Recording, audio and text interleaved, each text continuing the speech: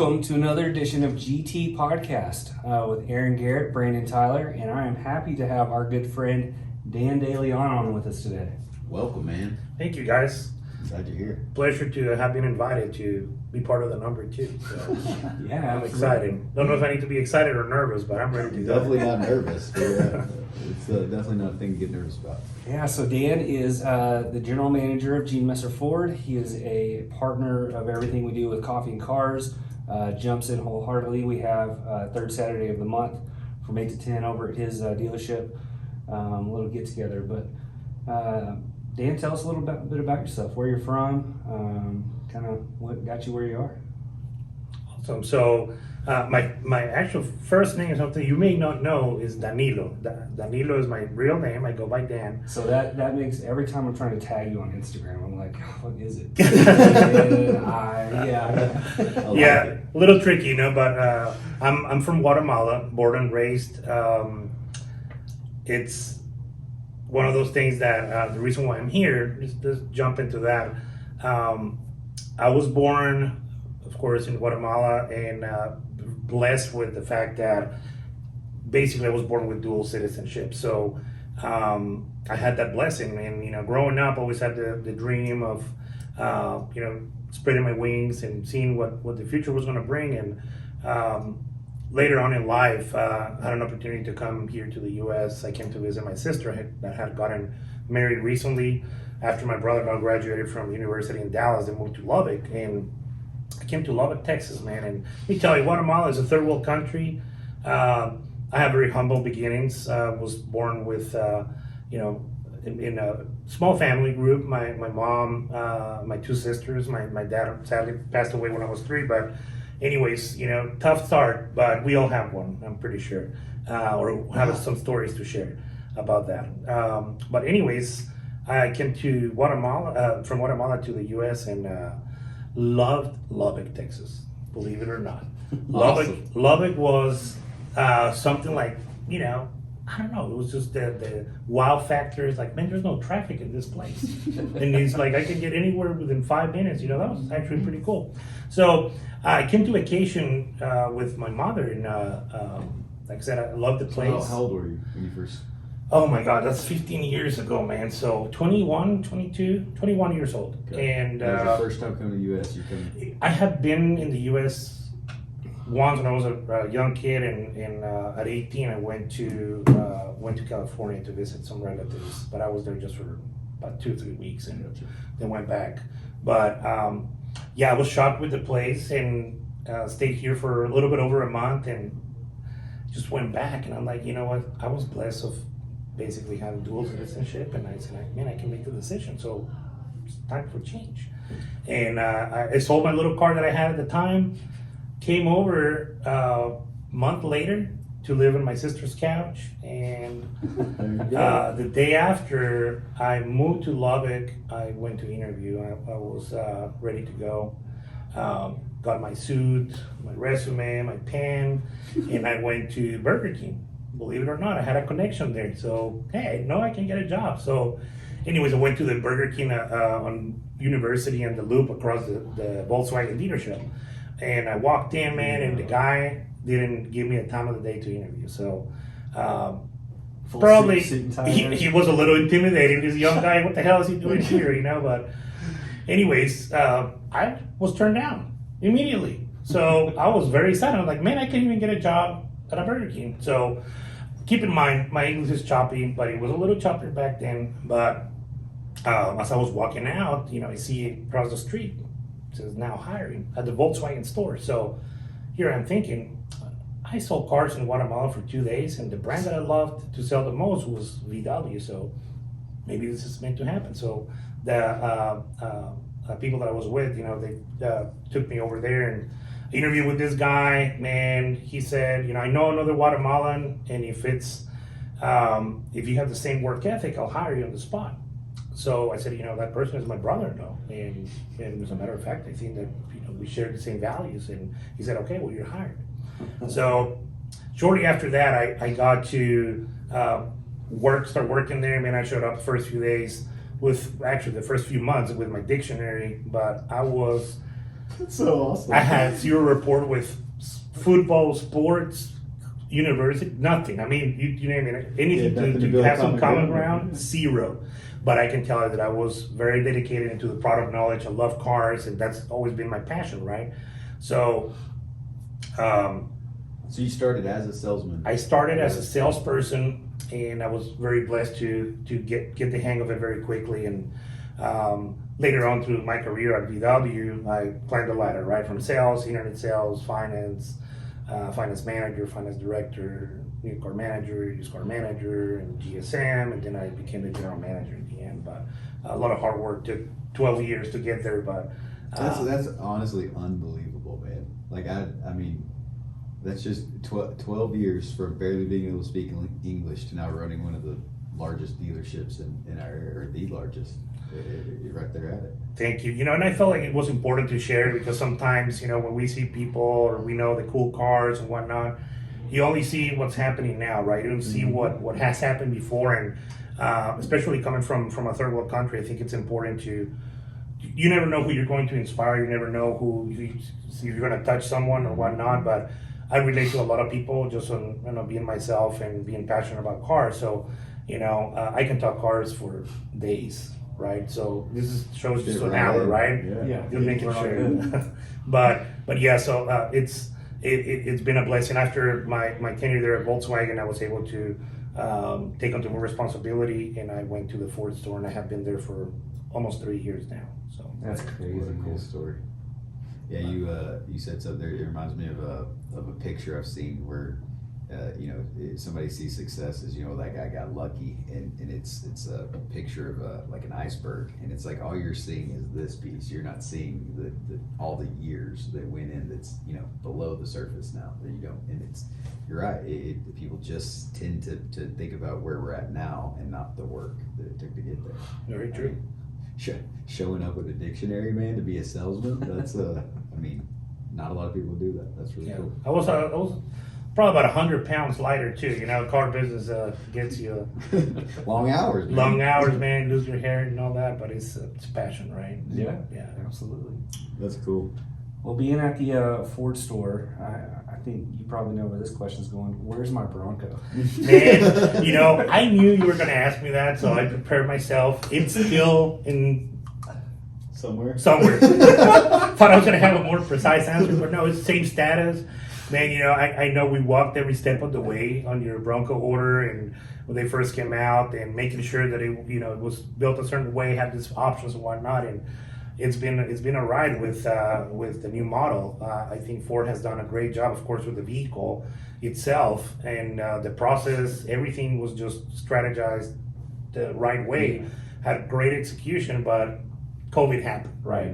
Yep. And it's impacted everybody, and all these things that we've been going through. But good thing is, you're not the only one, man. No, You're I know. not the only one, but. And you are probably the one waiting on one that gets access to one regularly whenever you need it too. Sure. Right? So there you go. Yeah, man.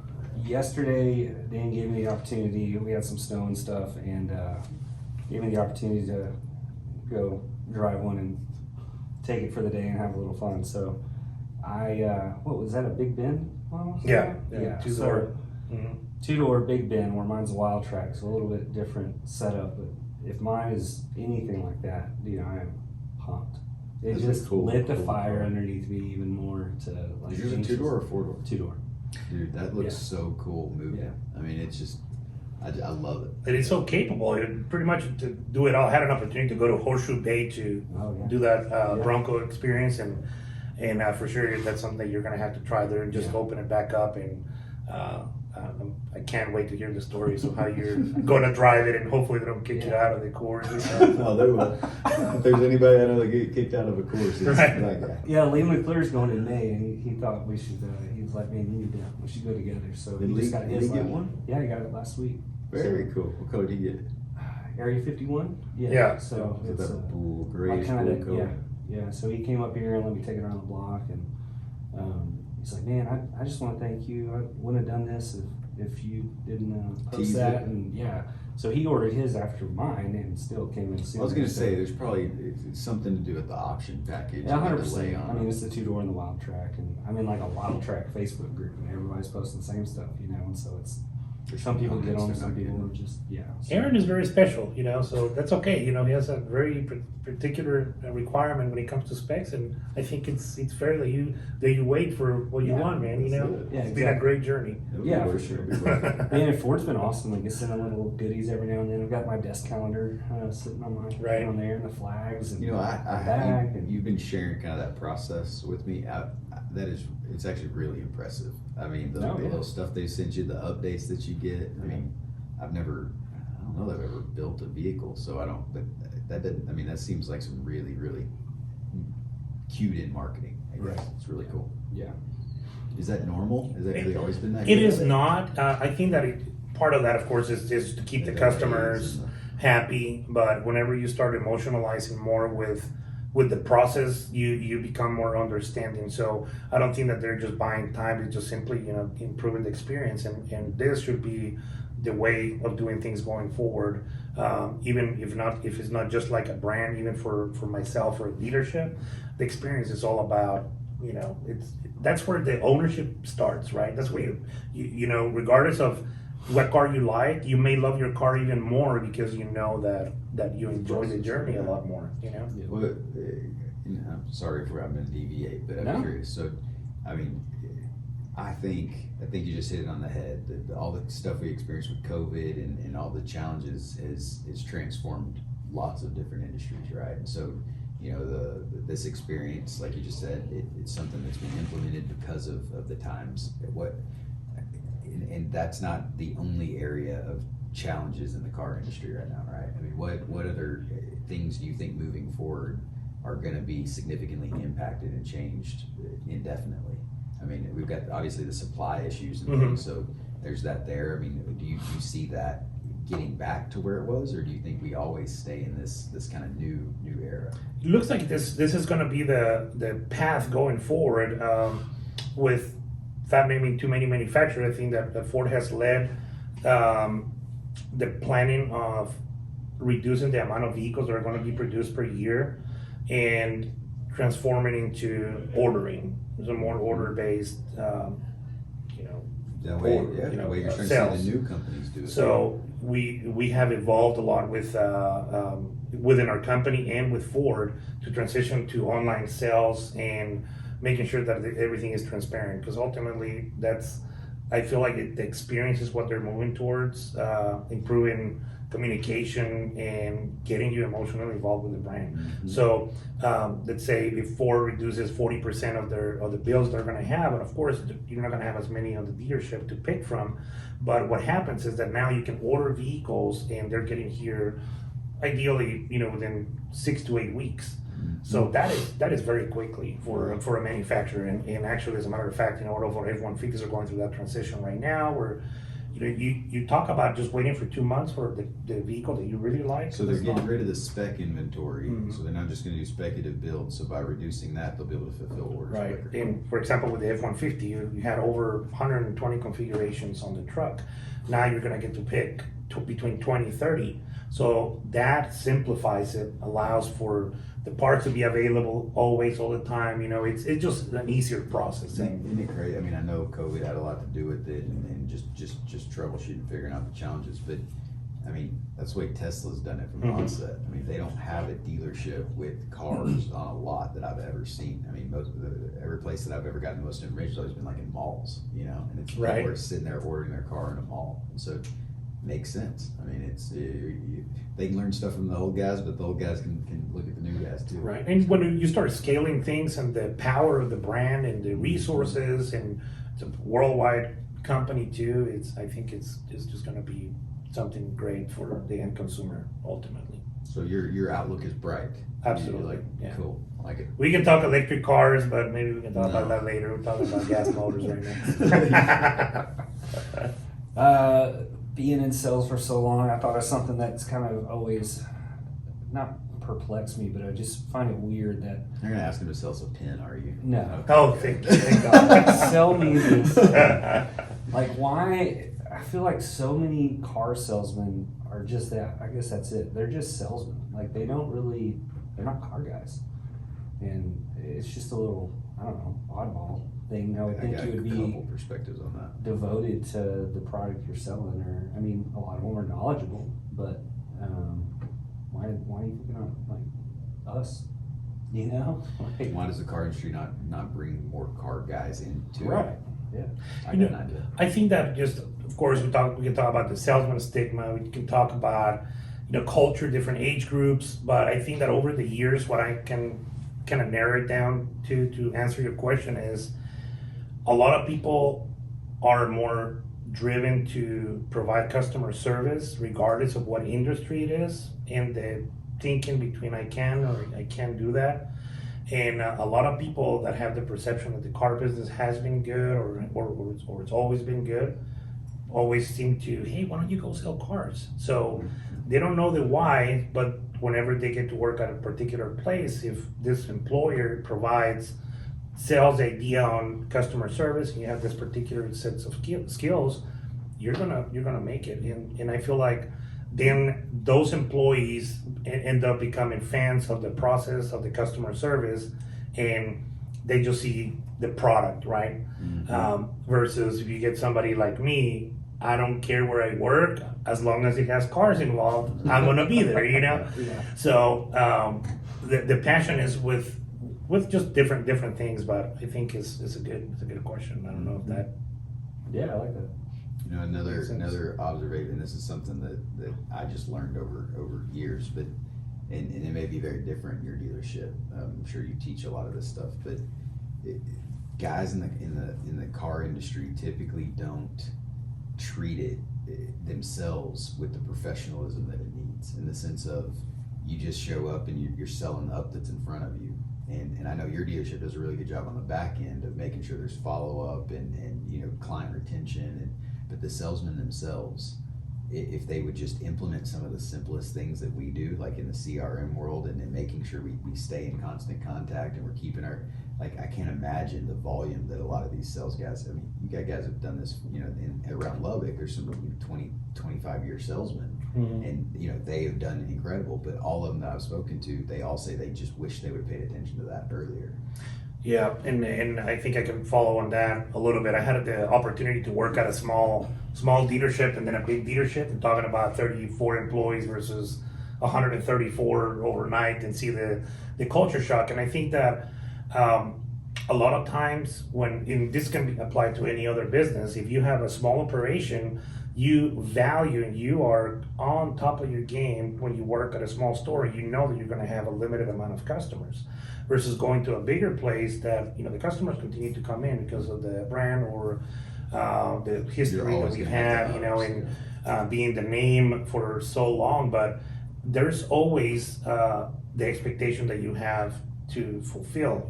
My customer service didn't change from being at a small store to a big store. On the other hand, it just helps you understand that there's just some more untapped potential to raise the game, and it's all in the decision that you make to either want to see it through or just the service that you provide. So yeah, if I could get my hands on the big group of car salesmen and just drive into their brain what building a database and staying in front of that database could create. I mean, in the house world, the turnovers every 5 years. So it's taking me 5 years of staying in front of somebody to get that turnover. I mean, there's guys in this office that go through 4 cars a year, and so the opportunities are just there. But they're just going to show up and go buy whatever's most convenient, unless you're the guy staying in front of them. absolutely, building relationships for sure is what ultimately we're in the business for. I mean, we're all in the sales world, so the value of picking up the phone, knowing who to call, and having somebody available that is going to do the right thing is very important. Yeah, 100%. I mean, I love being able just to text you, anytime I got a car need, and like it's done. Like I don't have to play the whole game and just walk in, sign up. Dude, I sold my Navigator driving to San Antonio because I got ticked off at the seat, and he had it bought by the time I got back. Is that why you got rid of Dude, it? I could You not talked get about it. it Dude, forever. it had 72 different positions on that seat. It's too much. I need my big truck seat. I don't need all the panels that move around. No, I love that car, but that really is why I sold it. Yeah, I'm a little picky. Yeah. I would My say wife so. was ticked that I did that until her car showed up. It's all good. Right. On that note, that's kind of a good transition. We talk about nice cars and cars we like, cars we want, pretty cars. What's the ugliest car, in your opinion? Ooh, like that exists right now? Yeah. Have we ever seen in magazines or live? I would say like general production like car right now. Pontiac Aztek, for sure. 100%. I mean, who makes a car with a tent that attaches to it? What is it? First of all, is it an SUV? Is it a truck? Is it a, no, that is was an one awful weird car. It was. That's not a bad one. Mine would be like modern day, a Genesis sedan. Have you ever seen those? Have. Genesis sedan, really? Yeah, I think it's hideous. The lines don't work. You know, there's a.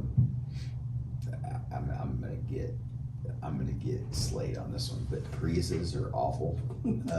I think we all agree with The that. Honda, there's another. It's the Volt. The Volt, the Honda Insight is the one I think you're thinking about. Yeah, just why do you got? I mean, it's cool to be electric, but why you gotta make it so ugly? Mm. Like I don't The get it. Nissan Leaf. Oh, dude, what is that? It's like a teardrop thing. Like, oh, they're awful. Yeah, I agree. Yeah, I would be all inclusive with Electric cars. vehicles. Yeah, I mean, there's a couple of them look okay, but yeah, for the most part. Yep, I could agree with that. Okay. All right, Dan. So we've got some. Do what? We made quick work of that. Yeah, that was in and out. We've got some questions that we've asked everybody. You All right. kind of know where we're going with this if you watched the first episode. So, first car you ever owned? First car was a 1993 Toyota Starlet.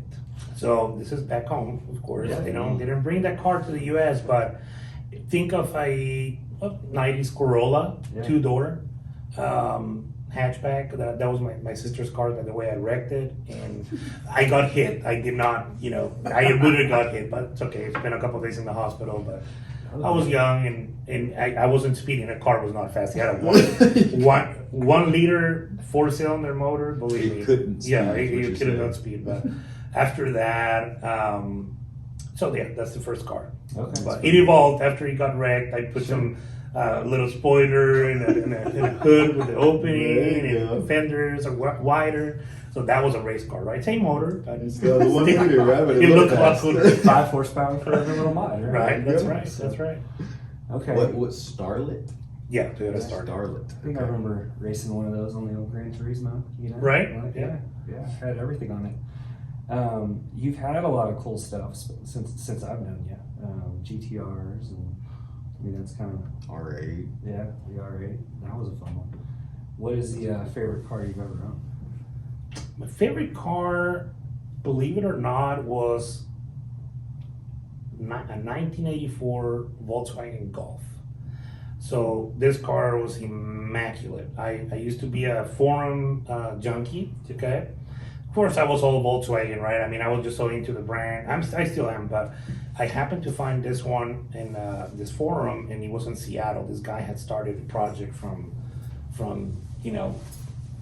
chassis all by itself and built it all the way up, and all I did was to buy it, right? But he had a swapped engine from a Passat and a Scirocco mix, and the interior was redone. I mean, this thing was it's mint condition. So it was an 80 what? Model? 84. And what year did you have it? Should I have it in 2012 maybe? Wow. Dang, that's cool. Yeah. And it was and he had finished the build recently when you bought it. Yes, yeah. Recently had some trouble, but I don't remember what he was selling. He actually was building another one, a turbo. But anyways, I brought it to Lubbock. The thing was awesome. I mean, you're talking about a big guy in a small car. I mean, I don't know if you've seen one of those 84 Golfs in person. Dude, this thing is a shoebox. For Smaller sure. than this table. Yeah. So I didn't have the windows tinted on purpose. I did enjoy it. I got a lot of compliments all the time, and mistakenly I sold it. shortly after the car was stolen here in Lubbock, and they took it to Mexico, is where we heard the guy didn't have insurance, so the car just disappeared. Oh, So, man. but anyways, that's my That'll break your heart. yeah, that's my you know, favorite car. that is one like sector of the car world that I've never dove into. Like, so you just were talking about that engine, and like I've heard those terms, but when you start talking about the imports and I never, it was never my thing. I mean, I respect the heck out of it. Right. It just, I mean, because we were talking the other day about something, and didn't you do an engine swap on your Prelude or something like that, or you put a V? No, it VTEC was just, or yeah, it was just whatever. stupid stuff done. Right. Yeah, so I just, anyway, I respect it, but I also just don't get the whole 4-cylinder soup up thing. Until you have driven him and felt the VTEC kicking in, man. Yeah, I mean, I need to do that. Somebody Hey, do one. Fast and Furious, man, I tell you, that movie for sure Changed a lot brought of them all lives. out, for sure, man. Yep. So, Dude, everyone Still had, does. yeah. everyone had a Gladiator Angel sticker on the side of their import back then. You know, you're talking about 4-cylinder. So I talked about that started the first car, and I was very passionate about that car. My dream car at the time was a started Glanza. So a Glanza V actually was a turbo version of it. So it came with a 1.3, about 140 horsepower or whatever, but this car weighed nothing. It weighed as much as a Honda Civic gutted, like, Yeah. I don't know, 1,500 pounds or something like that. But anyways, that car, I got a chance to buy it directly from Japan. It got shipped to Guatemala through my friend. We got to pick it up from the port and brought it in, whole 9 yards. It was a right-hand drive car. So I have some pictures to send it to you guys, but back then, the reason why I got it is I used to work at a racetrack. I used to actually go with my brother-in-law to help him. He had a restaurant, so we would sell burgers and Cokes or whatever. And this was a 1/8 of a mile track, but it also had the circuit setup. Very small track, okay? Anyways, that's where my passion started. And I always would see those guys that would win. And it was the little cars, right? So that's why I wanted that one. Anyways, later on, it evolved to a bigger racetrack, and I got to work there. I used to be part of the crew. And at one point, I was the flag guy. So this track, it is actually nice, and is a lot of people from Central America bring the race cars. Like, you're talking about 911s, Corvettes, from GT3, GT4s, that actually run on the track. So really cool to see those kind of cars. But anyways, my started was my race car, and for sure I had a lot of fun with it. That's So, cool. cool. Yeah. I don't ever think about the weight difference. I mean, you're right, because I just look at 150 horsepower or whatever, but you don't think about the weight offset and those little things either. Yeah. And just the Toyota just made that new, I can't remember, look at the Corolla, whatever, they're coming out with a hatchback 2-door 3-cylinder. Yeah. So that little car, as a matter of fact, just put a faster time than a Nissan GTR Nismo in the Nürburgring. Oh my god. So this little Toyota was modded, but that's my point, that a car like that is so capable Right. that, anyways, that's the hype that I always had on this smaller engines. But Man, that's crazy. That a GTR. You would just think, as far as an import, like that's the pinnacle, right? You know, it is still. There's no problem. Nothing wrong with that. So how many GTRs have you run? Man, I had 4 GTRs. I had a 2009, a 10, a 12, and a 16. Can I keep going on that? Yeah. All right. Expand So on the 2009, crazy story, right? So I bought this car used. Vehicle became available here locally, and I always had a dream. I never felt that I was going to be able to afford that kind of car. So my brother-in-law told me about it, and I was there looking at the car. And I bought it that day. I traded my Volkswagen Golf that had an upgraded turbo it had all the bolt-ons at the time. So I traded that car in for that one. Crazy story is that when the car first came to the market in 2008, I went to the Nissan dealership to take a photo next to the car, and it so happened to be that car that I bought. Yeah. So I'm talking about coincidences, right? So, anyways, with that that car, man, it was so cool. I really enjoyed it. I got a chance to do all the not myself, but had good friends in a couple places that helped me put some of the bolt-ons, and it had like 652 wheels, and I mean that was a lot of power and all-wheel drive. Felt invincible. You don't have to do anything to those cars when they scoot, man. Yeah. So yeah, just doing anything. Yeah, that's cool. That was cool, and I got an opportunity to then trade for 2012. Now this 2012 was built up. I mean, it's a 4.3 stroker engine, operating transmission, and 1,500 horsepower. Good grief. So That's the blue one. that's the blue one. That blue one has a history. Has history with a previous owner here from the area that built it, and at the time he upgraded to another one, and I picked up his car. But that car was nuts. There's still pictures, videos. I mean, even till today, I still pull up my phone and try to get inspired. I'm like, man, I need to get me one of those. But crazy, talk about launching that car in the middle of the night, and all four wheels are, just leaving the tire marks on the road and going sideways. I have some good memories from that car, man. Got a chance to go to Mexico with it. The closed courses, and raced a twin turbo Lambo R8, and just a number of cars that is just great memories. How'd you do up against the twin turbo Lambo? It was a pretty close race. Horsepower was a little higher, I believe, on the Lambo at the time, but it was a close race. I'll have to share those videos with you at some point. But It's That'd be like cool. like 2K Mexico kind of thing. yes, oh yeah. But with the R8, I mean, those are probably the best memories that I have. That night was super fun. Had some other fast cars too, but had it on the mid tune, so it had about 1,000 wheel at the time.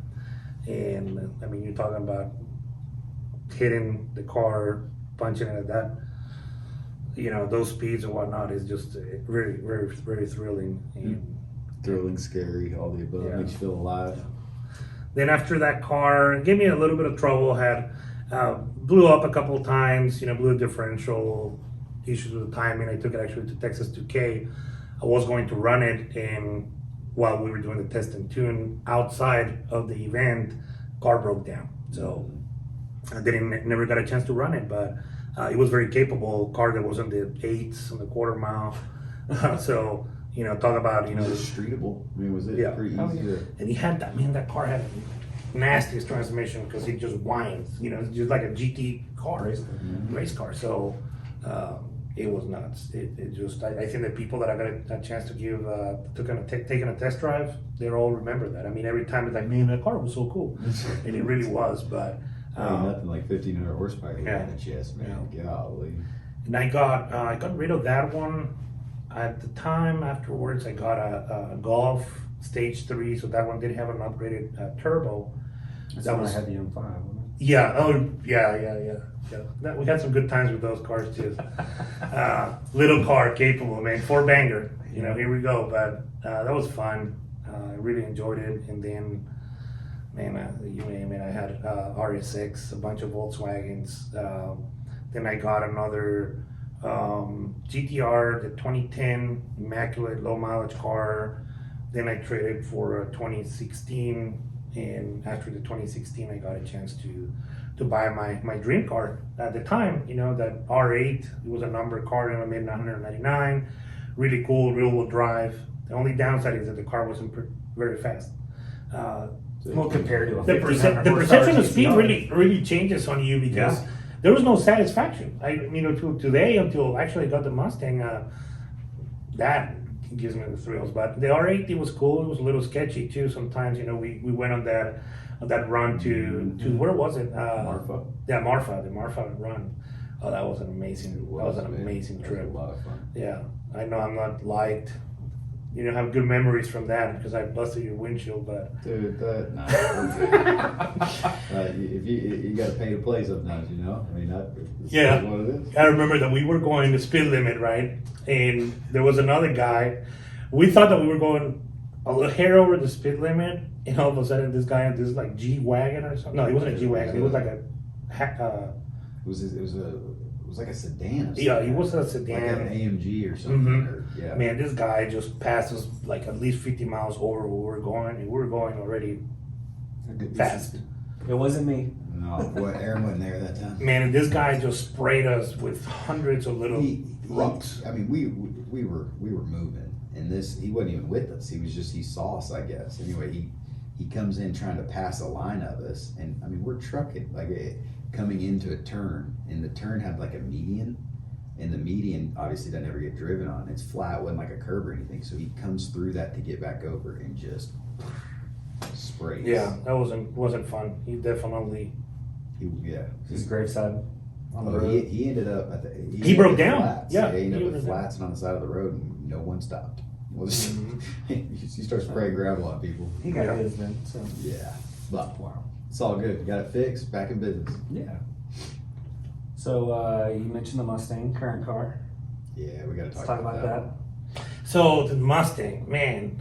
Just So details about it. Check this out. So just to give you some background, right? I feel like I have some pull sometimes, with the manufacturer, with the relationship, and it's one of those things. Our dealership only earns 2 GT500s per year, and that's it. It's just our location, and that's it. It'll So, always be that. Always be that, unless you sell more, you start increasing your volume or Gotcha, whatever. so based So on sales. I always try to trade for the GT500s or GT350s, or sell more Mustangs so that you get more of those allocations. But anyways, it's been that way for the 3 years that I've been there. So we sold the 2, and I went to Vegas with my wife one time, and she was the one that was persistent on going to the track. She wanted to drive. My nephew and his girlfriend went with us, and we went to this exotic racing, whatever it's called. And we drove a GT500 and we drove a Porsche GT3 on the track. And after I drove that car the way it's supposed to be driven, I'm like, man, I gotta get me one of those. So I came back and I told my rep, and I begged the guy for 6 months until he finally calls me and he says, Dan, you have 24 hours to order this car. Let me know what the order number is. And I'm like, man, are you serious? Yeah, I'm serious. So, of course, I get excited, right? And he hooked it up. I think that if I remember correctly, he told me you can get the carbon package or just the base. But I'm thinking, I already know how I am, so I'm gonna mod the hell out of this car. So it doesn't make sense for me to get the carbon package. I don't fit in this freaking Recaro seats, being a big guy, So, anyways. I called my wife, and she's like, well, just can I pick the color? And I said, yeah, you can pick the color. I don't care. I'm gonna get the car. So she picked Grand Line, so She picked the right color too. she picked the right color, and we ordered it, and this is September. We're supposed to get it in November, and then the car ended up arriving in February, the end of February, and finally it was a long wait, but it was super exciting to see it. The first day the car gets there, of course, I'm excited about it. I try to put 500 miles on that car as quickly as possible. And by that time, I had already ordered a boatload of parts. So all the bolt-ons and everything were the parts. I had boxes of stuff in my office, right? So as soon as it hit 500, I literally drove into the store with 500 miles. And then it stayed there for a couple of months, but the techs did a hell of a job putting it together. And after it was all said and done, the car put about 1,000 wheel horsepower on the dyno, and Did y'all run it in Leveland? Mhm. Wow. yeah, we took it to Chance and Gordon. They hooked it up there in 992 or something. I've got to say that car sounds, it's louder and more ear piercing than anything that I've ever heard. I mean, it's painful. I mean, when you pass on the highway, it is so loud. counties away can hear that sucker. Right? It'd be awesome. You know, that's the one thing. You know, there's no stealth mode on that thing. No, you know, no. so Even in quiet mode, it's not quiet. yeah, and it's cool. You know that Ford evolved that the GT500 so much with the new Tremec transmission, 7-speed. I mean, you talk about being able to launch the car, take it to the track, add mods and whatnot. I mean, you can do it all in that car, and still. I've always had all-wheel drive cars. That's been my thing, at least here, and it scares me to drive that rear-wheel drive. Sketchy. And I still have the stock tires, and it gives you the thrill. But that's as close as I can get to the memories that I had of the GTR. So, but, Man, yeah, that thing is a beast. What? So you have some custom wheels or something for it, but they didn't fit right, or? yeah. So the bead of the tire didn't. It was making the actual bead lock stick out too much. So when you were putting the torque, the pressure on the ring, they were bending too much. So that's unsafe, right? You do That a kind of pull, horsepower, whatever. yeah. Yeah. So I gotta get them picked up. I gotta ship it to California with the tires and get them put together, and then they'll ship them back and fix them or remake them or whatever. But that's the Is that the custom last- set. Is that the last thing you're doing to it for now? For now, unless the car that I have my eye on comes in.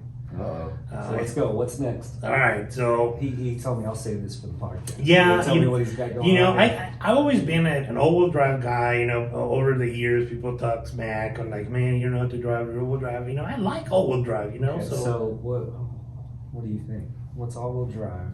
Did Ford makes? No, I don't think it's a Ford. So it's got to be something turbo. oh yeah, Okay, Two turbo turbos. all-wheel drive. Two twin turbo. I mean, is it back into a GTR? back into a Yeah. GTR. Okay. Baby. So here's the deal, okay? I need to talk about it so that it actually happens. You know what I mean? Let's put it out Let's talk there. it. So I got a chance to put a deposit on a Nissan GTR T spec. So the T spec is a little bit different than the regular GTR. They're only going to bring 75 to the US. And out of those 75s, they're not making it two different colors. They're making it in purple. There's a signature GTR color or Millennium Jade. So the Millennium Jade is also a very unique color that was made on limited production of GTRs back in the day. And Kind of a green. greenish. So of course I went with the green, right? Not that I have many options, but the green was gonna do it for me, right? Yeah. I already have the shoes and green watch and my green glasses and you name green shirts and you name it. I mean Gotta have everything it. green, right? Gotta have it green. So I'm still waiting. Of course, I'd like to get a hell of a deal on the car, but I completely understand, where the market is. But we're still trying to sort that out.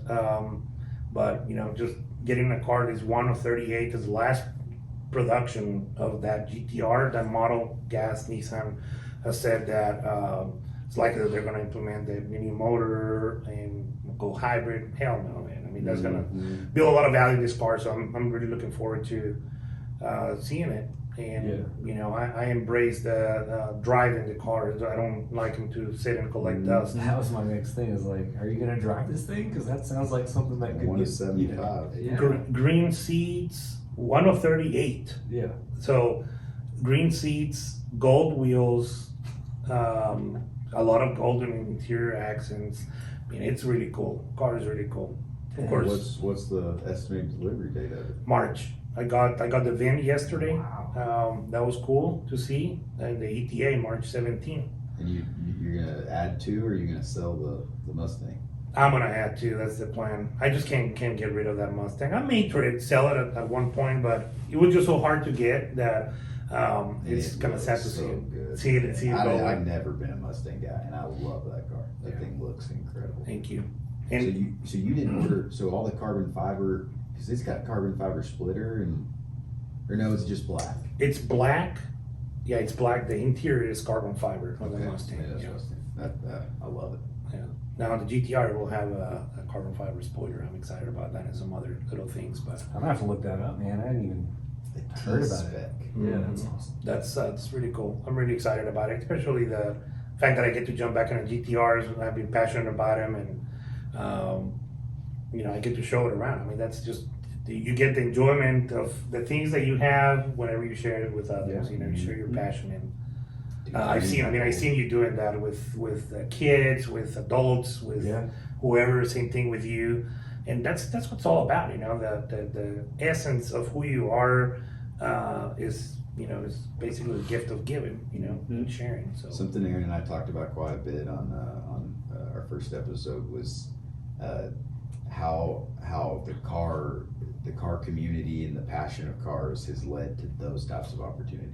And business and stuff has come from it, but it's those conversations where you get to have a 12-year-old that you may in his little mind you're making his dreams come true, but you get to borrow his mind for just a second, maybe him plant a couple thoughts that, hey, I was that kid in the seat not all that long ago, and making it a reality for him that it doesn't take anything special to do. It's just you gotta work hard. absolutely, absolutely, it's very rewarding. It is, man. Those the birthday requests on Facebook, and can you take my kid? Or every time if I'm in town, I will do that. Man, you know what? Funny you bring that up, but I was honestly in tears. I cried a couple times when we did the Make-A-Wish last year. Everybody did. I was like, man, look at this kid. I'm like, oh, I can't believe it. Yeah. Like, I was trying to keep myself together when one guy came to during the show when we were at Cook's, and he came to me and he says, man, just wanted to thank you so much. You don't know how much it means. I was like, dude,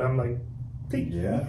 Dude, Was it that guy? He was a Wish kid? Yes. Yeah. Oh my God, man. I was just, when I lost it was a little kid in the wheelchair that just, he was so elated that we were driving by his house, and I could see his face in my head, and and that's when we had to turn around and come back by. It's like, man, if driving by 80 of them twice, except that one, because man, I lost it. Yeah, that was a really cool day. yeah, no doubt. Coming up again, May 7th. Yeah, so your GTR will be here in time, so Hopefully, man. That's the plan. If not, I got the Mustang. I'm okay with that car. Come make some noise. Ain't nothing to complain about, man. Yeah. That thing is wicked. yeah. I'll happily donate the chips from my Bronco for your GTR, so they need to make it over there. So you've had plenty. Now you've got another one coming, but what's your pinnacle dream car that, Dream. Dream car, I would call it like the next step, because you always want more, right? So that's the thing. But the ultimate car that I want to buy, and I want to give it to me as a gift when I get to 40, is a GT3 RS or just a regular GT3. I think that's something that it's a reward. I've been thinking about it for so many years, and that's. I've got a chance to drive GT3, and many of the GT3 drivers like that. I can imagine a GT3 RS. So, but I would like to. That's a car that did open my eyes to not only the whole Porsche cult, if you will, and the way that they I got a little taste of it, but it was one of the most surprising cars that I've ever had. It is straight line, and it is what it is, but something else happens when you start turning corners and just romping on that. Oh yeah. It finds a whole different level it's just different. It's just a completely different experience. My go-to car in Gran Turismo always. You talk about every category. I have a Porsche built for that, and that's just I really like them. I think that it's eventually I'll get one. Gotta work a lot more, to get it and do that. But I'll tell you, my dream car that I know is more difficult, so that's why it has to stay a dream for now. Ford GT. That thing is impossible to get one. Mm-hmm. You gotta have so many cars and qualify, and then you get turned down. And did you see that one pop up the other day for $1.275 million? And what do those sell MSRP? 600,000, just about. So doubled it. There you go. It's not bad. 640 with taxes. So that's it. Not unless you get another package of carbon or something like that. But But you know, I got an opportunity to meet some customers. They're customer friends. They are really humble people, local guys that have one, actually have a couple. Yeah. In the process, just going through the process with them, and then they got to fly to Montreal, and you know, pretty much they shut the place down just when they're there. They show them, you know, the car, the paint. They take a photo of the car. It's incredible. And you actually got to deliver that car. Yes, didn't you? yeah. We I got. remember that. I got a camera crew to come out and, you know, document it, and it was actually quite sentimental. I was so excited, you know, for somebody else fulfilling their dream, and it inspires you to you know you want to be that person. So I keep saying on the Ford GT, because it's a pinnacle car, of course. The car is incredible, drives. I've never driven one, but I'm just saying, you know, videos that you see or whatever, that is so cool. Of course, the ultimate goal would be to buy it new, but even if you have to buy it used, you're just gonna have to make the money, man. Yeah. Make the money and pay up twice the value. And the customer you're talking, don't they have like an 05 also? Yeah, 05? Yeah, 06, 05 or 6, I think an 06. Low mileage, and I mean, that car is... Those two cars side by side, because you had them at that was an event or something. We had an event. It was our first big event. It was, already 2 years ago. We had over 200. When you said you had the Mustang for a year this month, and that would show that I mean That's crazy. like that. No time. That's crazy. Yeah. Well, I guess because it was in the shop for so long too, getting built up and everything, it seemed to fly by. Huh. Yeah, those GTs, man. Me and Aaron were talking, and it's our both of us said a P1 at the same time. Like, you know, it's just that's the bucket list car. You know, you'll get it at some point. You know, you can experience it, but I don't want it. What we said is we don't want to experience that until we can do what you said a while ago, which is drive it. I don't want it to be a deal where it's such a far reach that you get it and then you're scared to drive it. I want to be able to, and not just drive it, I want to drive it, you know, and that's a different level when you want to just go haul off on $1 million car. And, you know, I'm sure there's a way, and I'm pretty passionate about, you know, talking how you can accomplish goals, and like to listen to podcasts. And as a matter of fact, Aaron and I have some you know, shared common things with that. And you know, there's a local group that I attend to with, you know, mental coaching, you know, mind development and whatnot, and it's good to be on the right mindset. But basically, if you want to get those big things, the ones that are difficult, you gotta start seeing yourself already owning that. How you gonna act, how you're gonna be, who's gonna be around you, and then you have to start working backwards and the steps that you have to take to get it, and take a step forward to work towards that goal. That's it. So Gotta set a target. Gotta throw a target out That's there. it. Have a vision, set your goal, and get it done. Yeah. You know. So I can tell you, if I can do it, somebody came here broke with $1,000 from a third world country, and I've been very blessed to have a supportive family and friends. And I mean, you guys have so much impact in my life too, and you know, be where we're at today, where we're just talking about the stuff that we enjoy doing. It's been a hell of a journey for everybody, you know.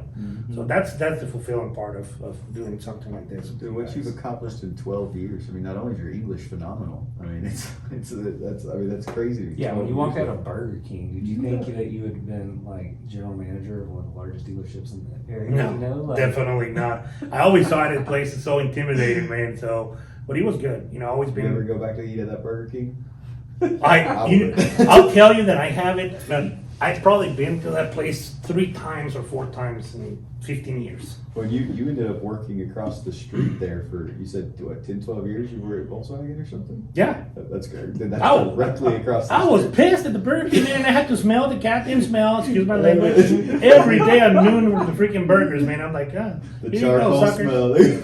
Charcoal, that's what it is. you go do donuts in my R8 in your parking There lot. we go. Right. That's funny. Yeah. That's funny. Yeah, for sure. What with the R8, was it just didn't give you the thrill? Was that the I'll tell you that, of course, you know, I'm going to go back to my size. I'm a big guy.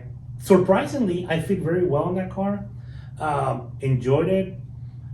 I just wanted something different. And I felt like I had already fulfilled my dream. And I was like, man, I don't want to get stuck here. You know, let's do something else. And that's what it was mostly. I was on the verge of tuning it to get it to where the V10 Plus, how it performs. But it just, That's it. I'm with you. It was, you know, it was just, it's There cool. was- It's a pinnacle car, man, I got it, let's go. Let's move to something else. The R8 for me was kind of like that introductory stuff into the exotic Mhm. world, you know, but it also, it was, I don't know if this is gonna sound right, but it was just so well put together that it just never was a thrill.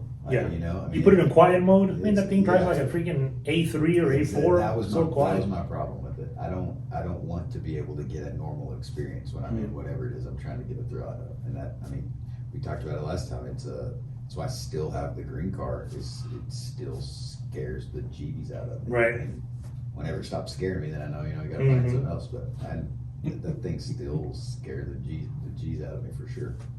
But Yeah. plus, me and you gotta get a good race in. Yeah, I was about to say. Oh, yeah, We for got sure. two kind of goes at it, but not good Yeah. enough. We, dude, that's our biggest need, is somewhere we can go have fun. We've been trying to get Literally. access to the Air Force airport. Base. Yeah, the airport, Yeah, whatever. we're- I mean, that's what we need. We just need a long strip of concrete, so. We can do it, it's just, we gotta travel. You know, Horseshoe Bay, man, they had that Earthstrip Yeah. event. I went there with one of the GTRs, man, that thing was cool. They still doing It wasn't a shift sector, it was, that? Yeah.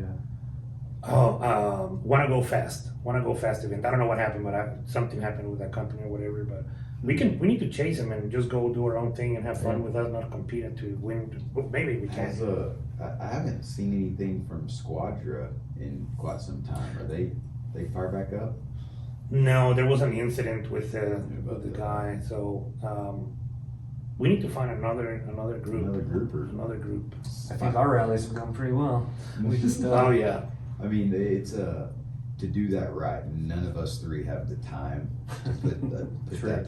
We need to find a group that would, I mean, either get them to put it together the way we would want to see it done, Right. or find another one to piggyback on. 'Cause that was a different level of fun. What's the, is it the Dust Ball Rally? Like, Yeah, is the there one around from- El Paso or something to Vegas? To Vegas, yeah. I think that's it, that's the one. That'd be a fun little trip. That's Just cool. back roads and, That'd be cool. We gotta ship the car for sure to yeah. save some time, you know, but, yeah, just planning it would be. I think that's been one of the biggest thrill for me. We talked about it, like rallies have just like changed. That's just where I've had the most joy. Like cruising with my buddies, going through the canyons, whatever. I mean, that's also where, when you get out of town, that's where some of the coolest conversations and, Yeah. and relationships that, I Yep. mean, that Marfa rally, man, I met some people that I'm still doing business and stuff with today. And that was really one of the pinnacle moments for me where passion turned into an income producing thing. You know, cars are, I mean, especially the cars we're talking about, they're looked at as an expense and a burden in a lot of ways, you know, an unwanted thing, but it's segued into actually creating business. And I could easily calculate that the business that's come from owning the cars has been substantially more than what they've cost. You know? Yeah, I agree with that, and especially with, you get to be, if you go to an event like that, you get to be your true self, right? You get to enjoy yourself, disconnected, just like traveling, you know, on your own. And I got an opportunity to go to other countries on my own, and that was been amazing. But the fact that you can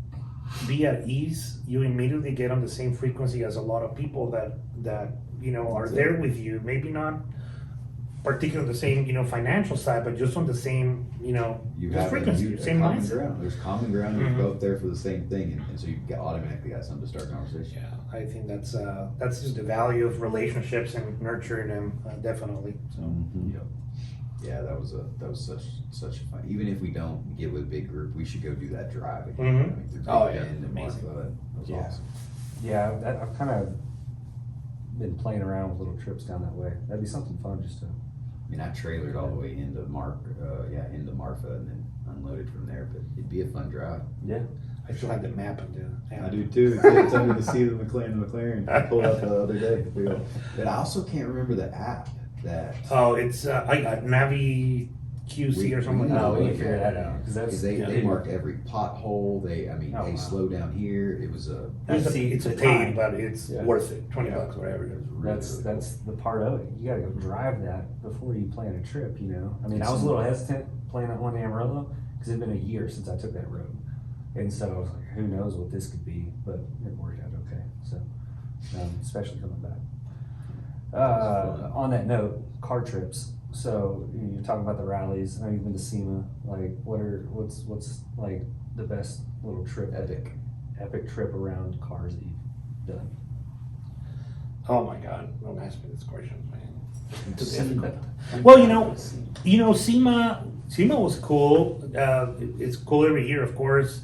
Even if I just get a chance to go just for 24 hours, that's just an amazing experience. And you walk 25,000 steps in 8 hours or whatever, it's worth it, right? But I don't get to drive the cars. Yeah. But just driving wise, man, that's I would say some of the autocross events that I got to race in many years ago in Amarillo. That was really cool because you get to drive your car, you do it, give it hell, and then drive back. The best experience, as a matter of fact, I just thought about it with my friend George. We both had Golf R's, all-wheel drive with all the goodies. No stock motor, but stock turbo too. Both standard. We got to go to the Circuit of the Americas. We did we had a track day there. Man, that was amazing. Just talk about adrenaline rush. You had to go with an instructor, which is fine, but they gauge quickly in the first lap if you know what you're doing or not. So that was a hell of an experience. Especially on my first lap. I had sticky tires, but just like the Michelin. I had the Michelin. Pilot Super Sports, and I had a blowout in one at the track. I picked up a nail from one of the turns, turn 12, as a matter of fact. Still remember that, of course.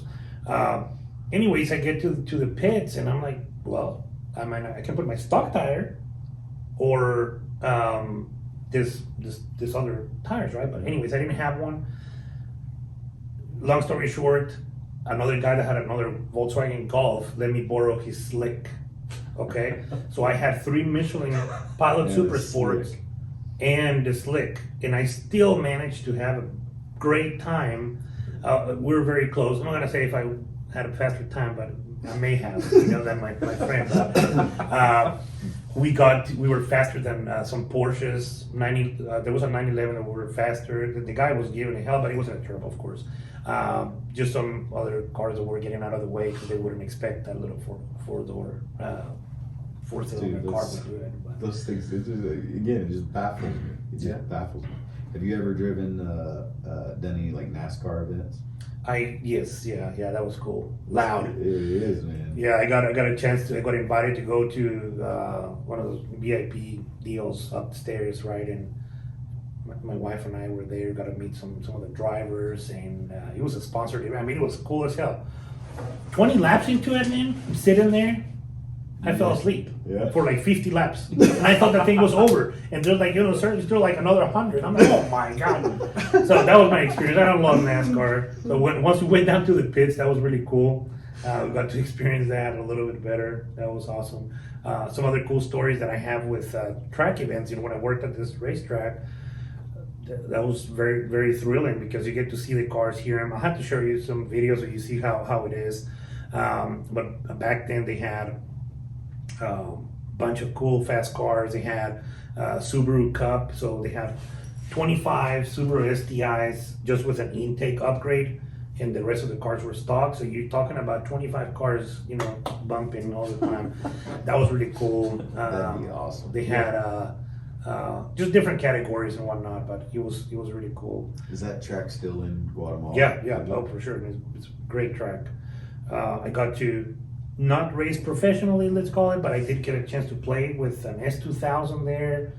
I got to ride as a passenger with some cool cars, and I got to, I don't remember what color the car, it was a cool car, but it's been a little while. They had those Miata series.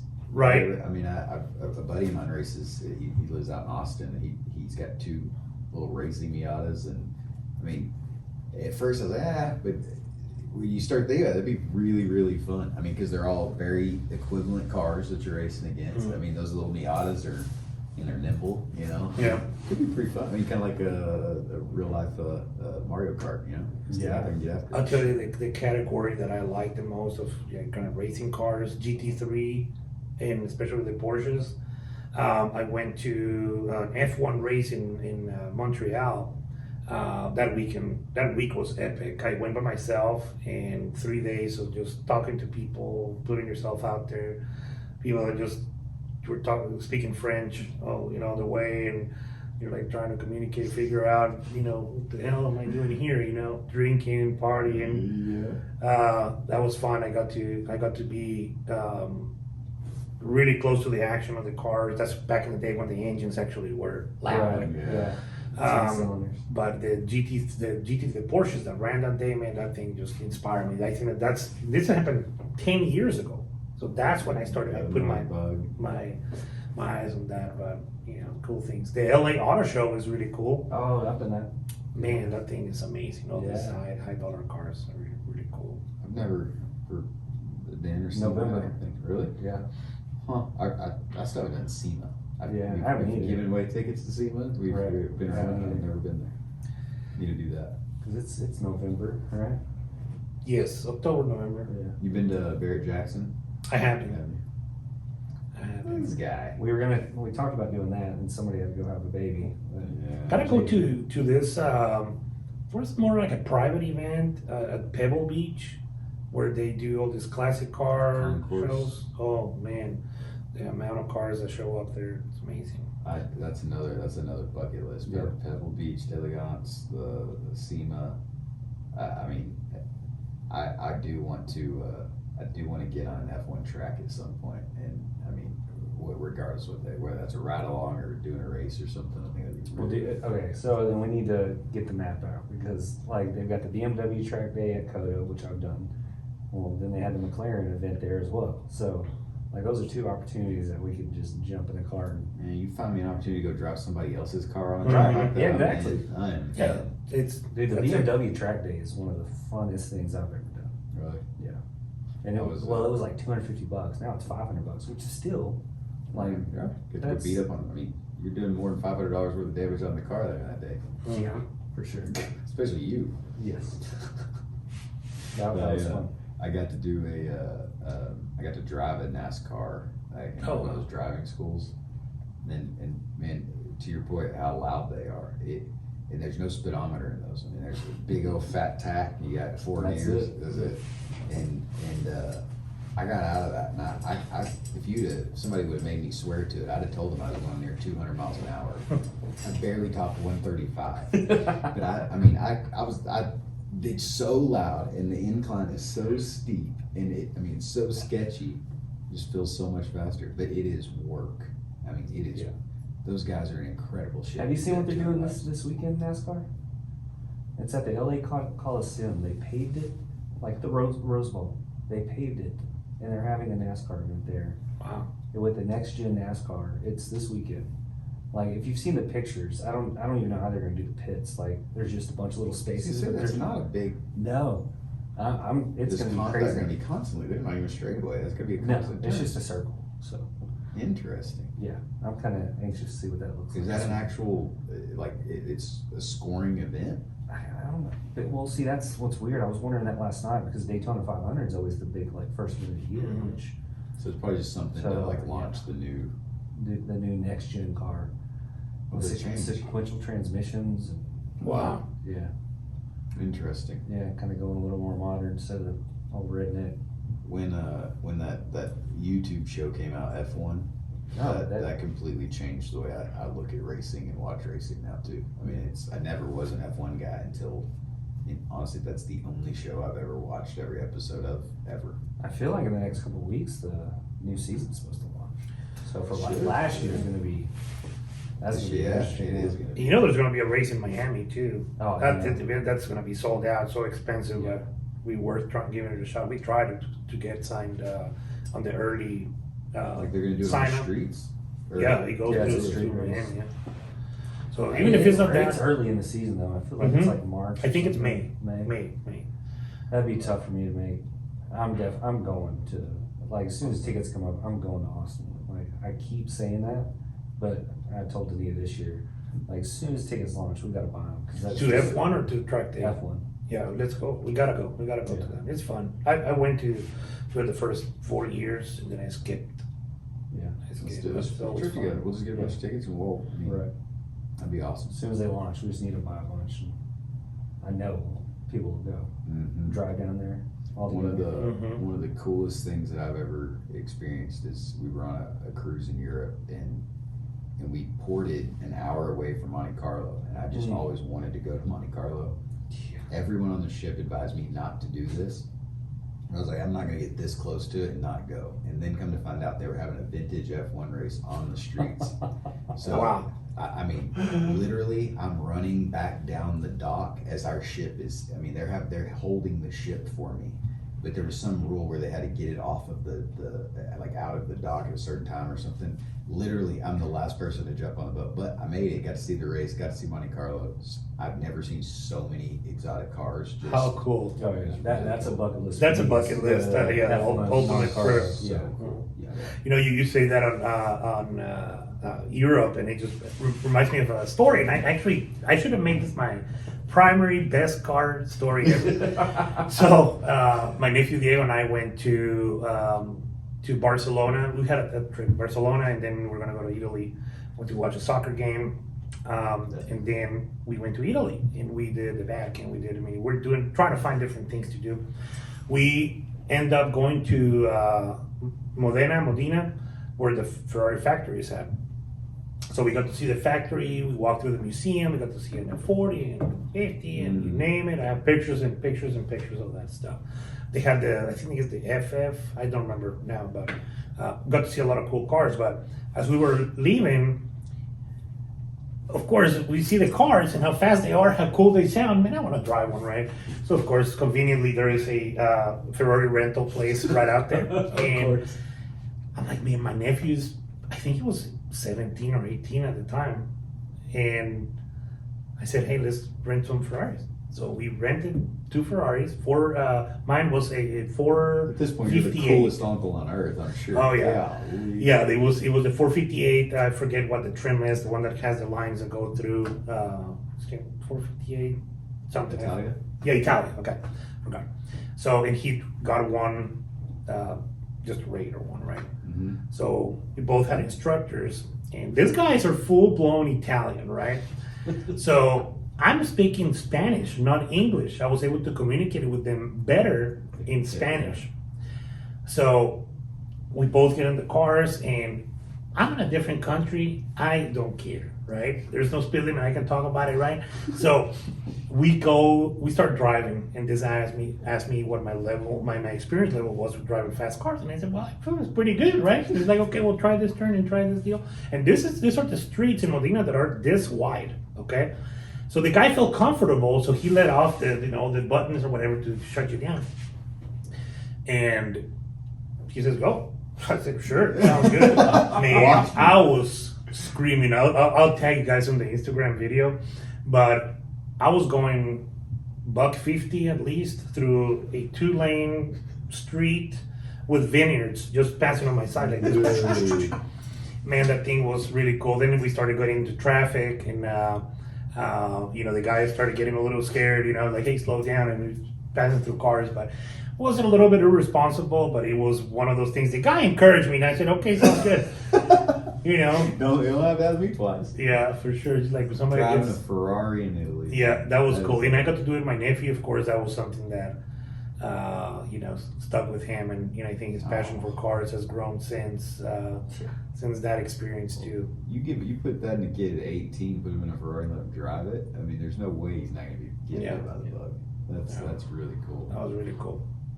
Uncle Dan here. That's I'm gonna start calling you Dad. Maybe I can just start getting in. Sold that to a trip to Europe. That's too cool.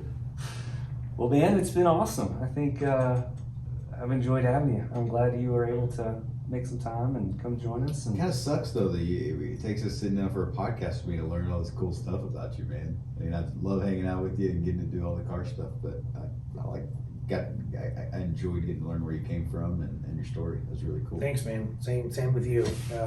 For both of you, it's definitely an honor. You know, I think that I know we're running out of time now, but it's we can stay here for hours. I mean, We scratched the surface. that's the thing. You know, we have so much in common with just life in general, and I know that we're going to continue to push each other to do bigger and better things. And I want to have people like you guys in my life that continue to push me to be a better person, and not only in the rewards of having a fast car, but just to see how much you guys are involved in the community, and with the Make-A-Wish, and just simply being good people. That's what I want in my life too. So. Yeah, man. Well, it's mutual. I think, you've pushed me just the same way to be better and do things well. So I appreciate it, man. So It's gonna be a fun ride. yeah, absolutely. So well, thanks again, Dan. We'll definitely do this again sometime soon. So we've got a list of people to have, but you'll definitely be a VIP. That Oh, we're gonna have to bring it back every couple weeks. Yeah. Just gotta keep it going. Sounds good, guys. Thank you so much. Yeah. Always a pleasure. thanks. Awesome. Now, don't forget, we got Coffee and Cars 10-year anniversary Make-A-Wish on May 7th. Yep. We got Yep. the pre-registration. You're about to get that launched. Yep, that should be live by the time this goes out, and so watch for the links, and Yeah, everybody get better come out. pre-registered. Assigned parking this year. Yeah, we Yeah. we made that mistake last year, filled it up too quick. So this year we get assigned parking and get everybody in that wants to be there. Yep. Well, thanks for listening. Thanks for watching. We are we'll do it again soon, and I guess like the page, share, follow, all that fun stuff. Things they say. All right. Let's go. Thanks, guys. See ya. Boom. Thanks, Dan. I mean, you forgot to press record. We had Ah. Thank you.